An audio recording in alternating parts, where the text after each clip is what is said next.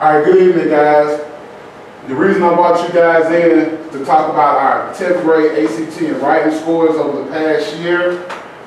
This is going to be something that can help us moving forward to increase our scores. Before we get started, I want to talk to you guys about some of our makeup at Gaston City. We have a faculty made up of more than 145 members. We have one main principal, we have 6 assistant principals, we have 1 special ed educational specialist, we have 4 guidance counselors for each grade level. Next, I'm going to talk about, so you can get, make sure we understand our demographics of our kids that we're dealing with. We have 47% of our kids are African American, 33% are white American, 18% are Spanish American, we have 1% that's Asian, we have 1% that's other or none. Out of those kids, 58% of those kids are free or reduced lunch, with 42% being students who are paid lunch. Next slide. So this is getting into some of our meat and potatoes of what we're going to be talking about. Pre-ACT facts. What is the pre-ACT designed for? The pre-ACT is a multiple choice test that prepares our students for the real ACT test. It is designed for our high school, mainly our high school sophomore students. It is meant to measure our students' ability for college readiness courses throughout high school. It can be used as scores its scores can be used to anticipate how well they will do as 11th graders and 12th graders as they get ready to take the real ACT test. Next is some of our stats from past years and what we scored on each category. There's 4 categories. There's English, math, reading, and science. The benchmarks for English is 18. The benchmark for math is 22. The benchmark for reading is also 22. And science is 23. In 2018, we had 43% that benchmarked in English. In math, we had 14%. Reading, we had 24%. And science, we had 13%. 17.5 was the average score for English. For math, 17.6 was the average score. For reading, 18.7, and for science, 18.6. As we go down to 2019, we had 43% that also benchmarked, with 17.6 being the average score. For math, we had 19% that benchmark, with 17.8 being the average score, and we actually jumped up 5%. And then for reading, we had 25%. We actually made an increase of 8, and then our benchmark we had 18.7 was the average score. And in science, we went up 7 points, with our average score being 20% benchmarking, with our average score being 18.3. And our last year tests that are not really final, but these are the numbers. We had 45% that benchmarked in English, so we actually went up. In English, we had 19%, we stayed the same with 17.2 is the average. In reading, we had 26% that benchmarked with 17.7 being the average. In science, we had 19% that benchmarked with 17.9 being the average score. In what ways the pre-ACT that you've seen that helps kids' overall score for the actual ACT test? Well, in what ways is that? They can really, if they're taking it serious, they can really use it as a predeterminant for how they will fare on the real ACTs.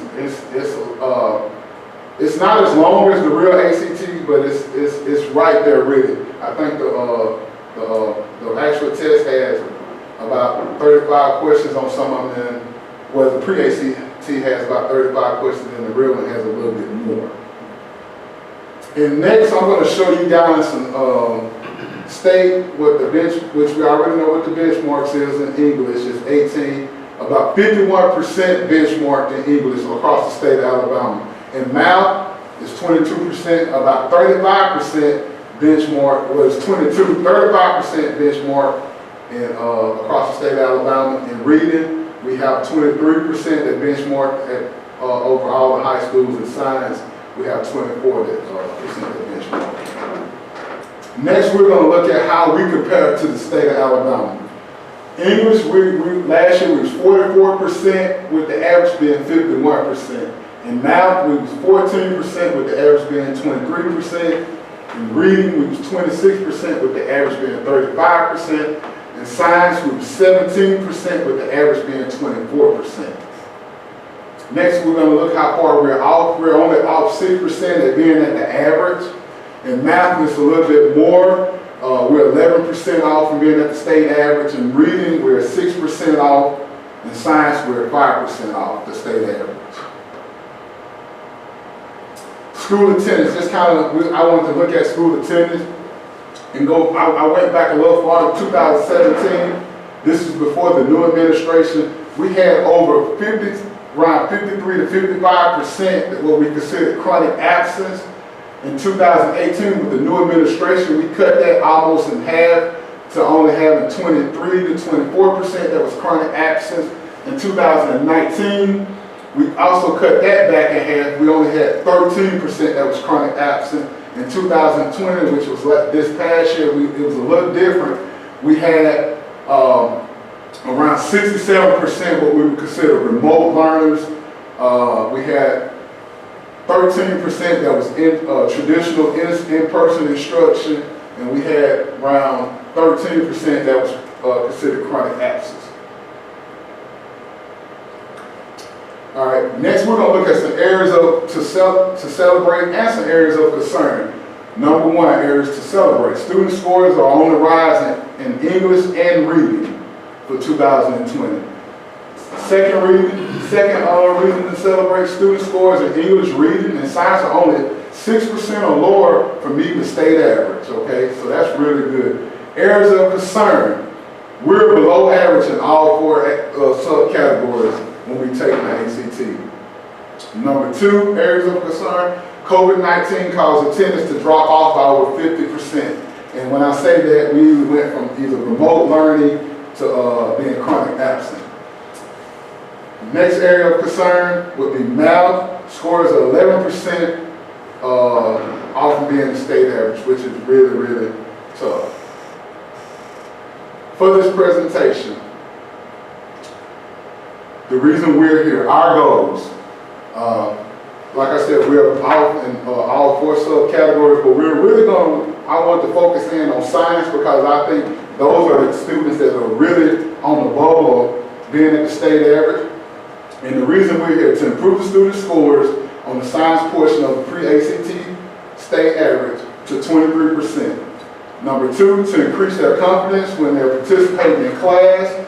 Number three, to improve their attendance. And two, number four, to master their ACT aspired test skills. All right, here's some present strategies that we're using in our curriculum. Number one, RTI, that's our 3-level intervention strategy. After school training in some areas, mainly in just math and science, math and reading. Number two, assets testing. Number three, teachers meet weekly with our ELL coordinators.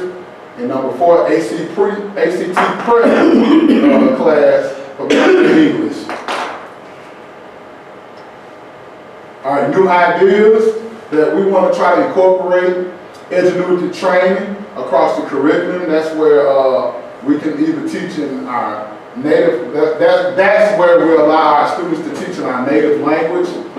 If they choose to, get the lessons in different instructions, different ways to go about teaching.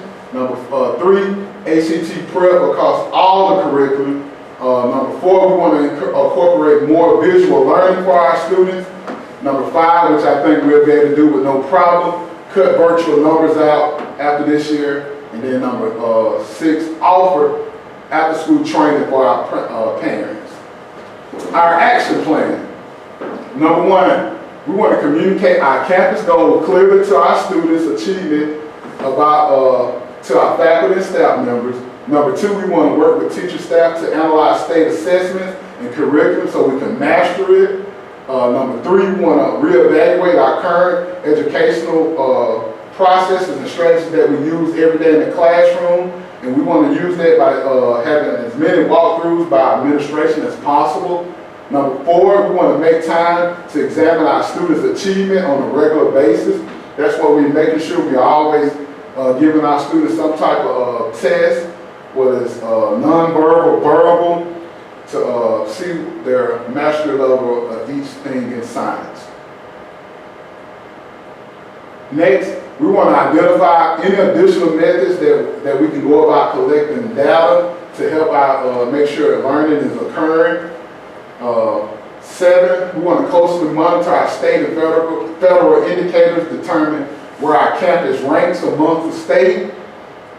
8, we want to provide professional development for our staff members as much as possible. And then last, we want to focus on our students on the bubble. Do anybody have any questions about anything? Because I know I went fairly quick, but I wanted to show you guys where I think we could be headed as we move forward. What's some of the things y'all may do, like focusing on bubble students? Well, that's where we really concentrate on those students that's right at the state, at the benchmark, and we really make sure we get them over the benchmark to where they can benchmark. Well, thank you guys for your time, okay?